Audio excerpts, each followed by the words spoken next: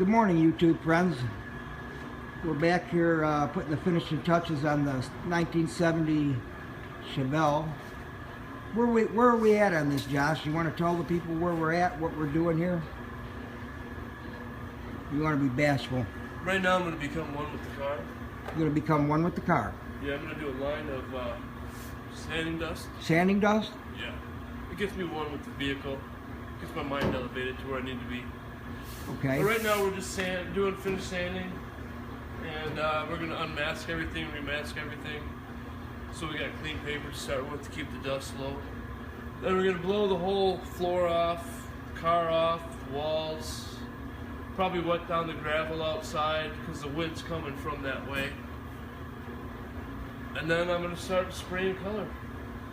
Okay, so what are you going to do then? You've got, your next step is what, sealer? Yeah, I'm going to seal the car. I'm going to use a primer sealer. It's a little heavier, a little more durable. Okay. And then I'm going to spray the stripe color, mask off the stripe, and then spray the rest of the body color, and then clear coat everything. Nice, nice. And then I'm gonna, after all of it's done, I'm gonna put enough clear on here so I can sand and get rid of the stripe line completely, so the owner doesn't feel the stripes. Nice, really nice. So far, it's looking really good. You know, on a scale of 1 to 10, you know, as far as challenging goes and how much trouble this car was, you know, with 10 being very challenging and 1 being not so challenging, where would you put this at, roughly, this vehicle? Well, with all the wood and all the other crap that we found on here, and a lot of the stuff, the little stuff we had to replace, you know, we didn't replace whole quarter panels, which would have been easier than the patch, less time consuming anyways. Right. I'd have to say it was a 7. About a 7, yeah. So quite a challenge, quite a challenge. But it wasn't. We thought it was a good start. Right. When you looked at it, once you started sanding on it, I was using my air file on the lower quarters, and all of a sudden, out of nowhere, just lost my sander into the trunk of the car. All right, and then you're talking about the wood that we found that they used for backer and filler and stuff, pieces of wood behind panels and pieces here and there. Have you ever run into that before? Yeah. Kind of common. Dealerships. Car dealerships? Yeah. Hack and pack, huh? Hack and pack would be better because, you know, that's fiberglass. That's not somebody putting a piece of wood in there and hoping that's not going to get wet. Right, right. If that wood gets wet and swells up, it's going to crack everything. I got you. I got you. Okay. Especially when it freezes. I'm just going to take a walk around and show the people what we're working with here real quick. One time. Of course, all of our videos are unscripted and unedited. We give it to you in the raw just like we see it. Now this is that, what do they call this piece here? Lower bumper valance.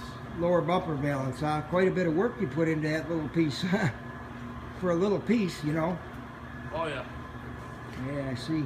But there was no rust. It was just whoever did it before they filled it instead of taking the time to knock out some of the dents. Oh yeah, that's one thing I told them before we ran into this is a lot of the dents, what they did was they filled it with Bondo, you know, up to a ½ an inch thick.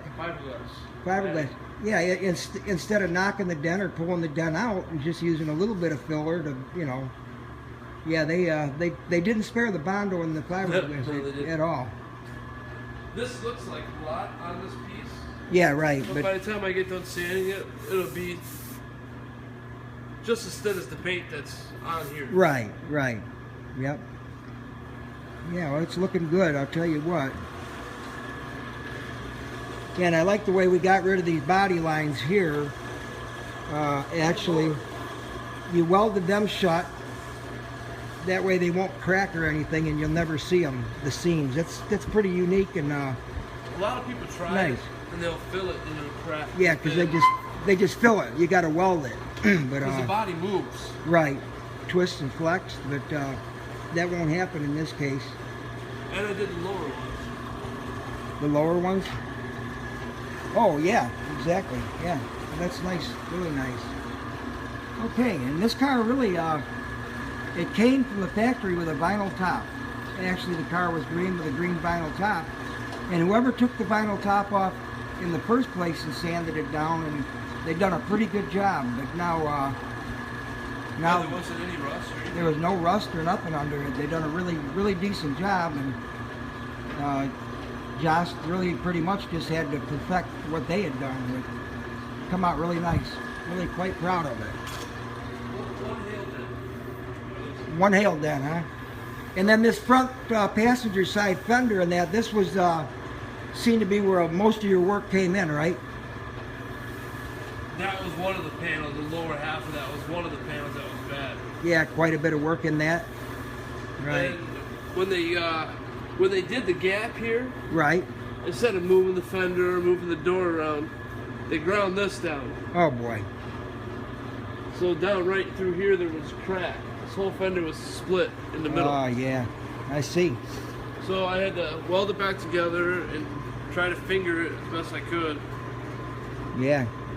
And then like this orange stuff, this is like a glazing putty, so like a little pinhole. You know, and it's stuff like that. That's why body work is so high, because that takes a lot of time. That's why it costs so much to have it done. And I don't mind saying that Josh here, he's a perfectionist. I mean, he puts his all into it and goes the extra mile. He really does.